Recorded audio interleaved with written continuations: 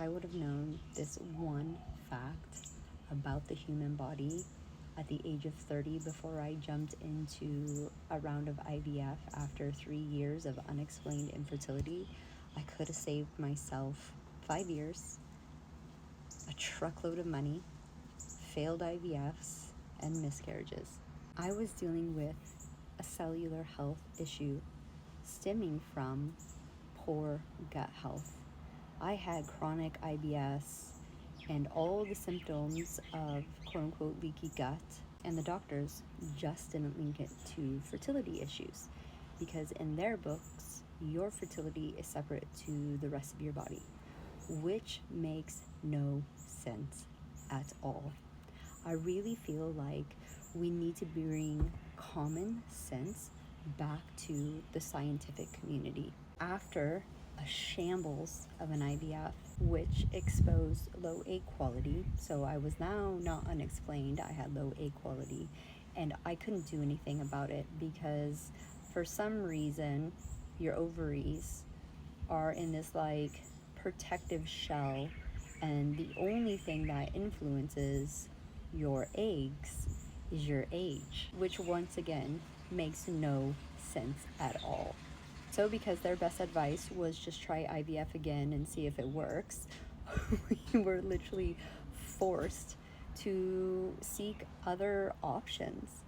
And holistically, the options were change my diet and slow down. And I did. And I saw amazing results in all areas of my life, my brain fog, my moods, my digestion, my periods got healthier, but I still wasn't getting pregnant. So I did another round of IVF, and I intuitively knew that I had an autoimmune issue, even though I was not presenting any symptoms. Now they might include never seeing a positive pregnancy test for like almost 5 years in the symptoms of autoimmune. But in my day, you had to be having reoccurring miscarriages for an autoimmune issue. Look, my autoimmune issue was so silent. I wasn't presenting with anything like thyroid or Crohn's or anything like that, any kind of labeled autoimmune. But it was so bad that I wasn't even getting pregnant. I got talked out of the testing and just did another round of IVF, and it failed. We demanded the testing, and there it was. Even after a year of being perfect, I still had high natural killer cells that were impacting cellular health, egg quality, not as much as the first IVF because we got 5 embryos this time around, and implantation. So I went back and dug a little bit deeper and focused on healing the gut, eliminating foods that I was personally intolerant to, bringing in healing foods, including liver and bone broth. And we used medical assistance along that because we had embryos on ice. Their answer to the problem was immune suppressing drugs. And both things were working. I finally got pregnant, but I had a missed miscarriage, and then took some more time off, had an IVF baby, went back for the 2 remaining embryos. I got pregnant with twins, and that ended in an early miscarriage as well.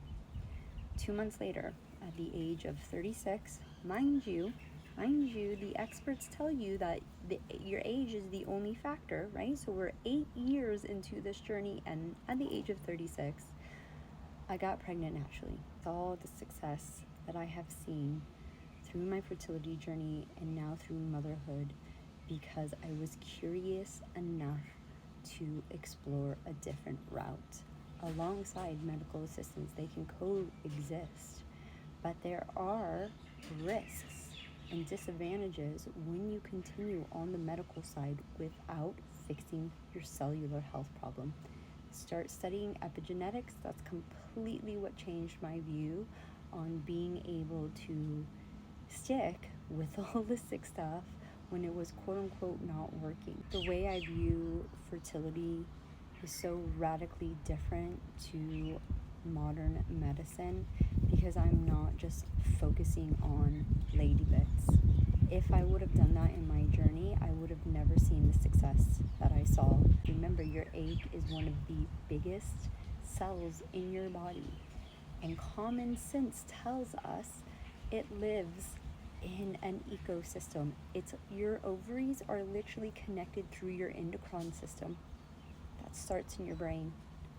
Your gut is the master controller of all the nutrients your whole body needs. Continued my journey in health, I realized that doing the physical things only get you so far.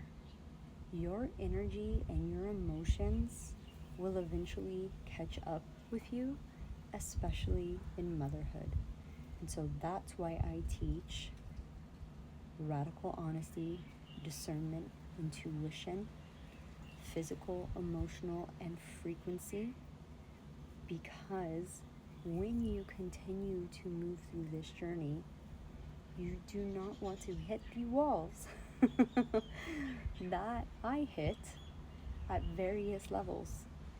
But sometimes that's just the journey, and you can only see, hear, and feel what you're willing to change and accept.